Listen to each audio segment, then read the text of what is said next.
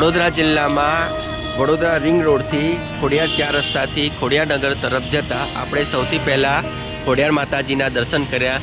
ખોડિયાર માતાજીના મંદિરની બાજુમાં જ લગભગ એકદમ 100-200 મીટરના અંતરે જ અહીંયા શ્રી શીતળા માતાજીનું મંદિર અને બાજુમાં અલખધણી શ્રી રામદેવ પીરનું મંદિર આવેલું છે।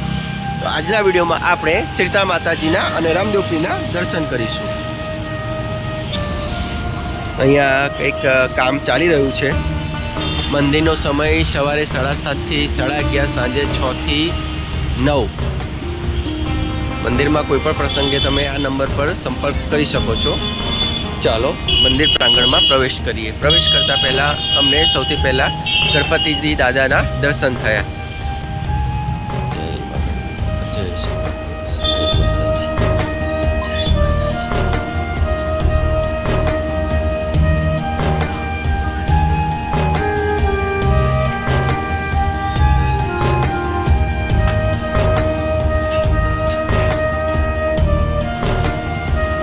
માતાજીના મંદિરમાં જ અહીંયા જો એક આ વૃક્ષ છે।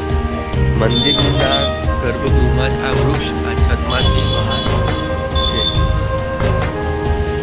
આ મંદિરના પાછળના ભાગે બાજુમાં જ આ ગણપતિ દાદાજીની પ્રતિમા પાછળ આપણે અગાઉ આ ખોડિયાર માતાજીના મંદિરની બાજુમાં જે વિશાળ તળાવ જોયું હતું તે જ આ તળાવ છે।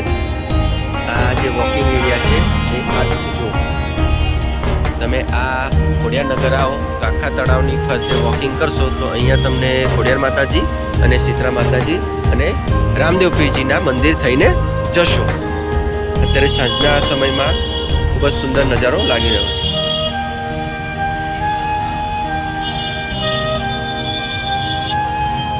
અહીંયા એક અન્ય પણ ગણપતિ દાદાજીની પ્રતિમા સ્થાપિત કરવામાં આવેલી છે।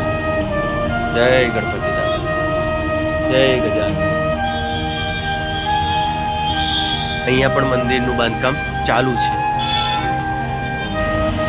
આપણે ખોડિયારનગરમાં આવેલા શીતળા માતાજીના દર્શન કર્યા બાદ આ તેમની બાજુમાં જ હવે અલખધણી રામદેવ પીરના દર્શન કરીશું।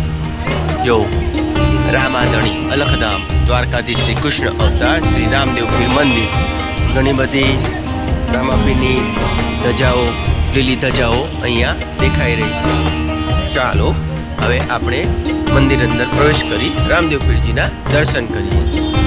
જય બાબાજી, જય રામદેવ પીર।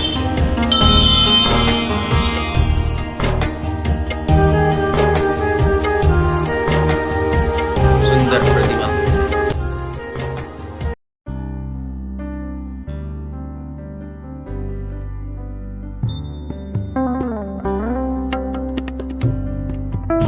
રાધે કૃષ્ણ। અત્યારે સાંજના 6 વાગવા આવ્યા છે। શિવ પાર્વતી, જય હનુમાનજી દાદા। જો અહીંયા મોરપંખ છે, માતાજીની પ્રતિમા। અયોધ્યાના શ્રી રામલલ્લા।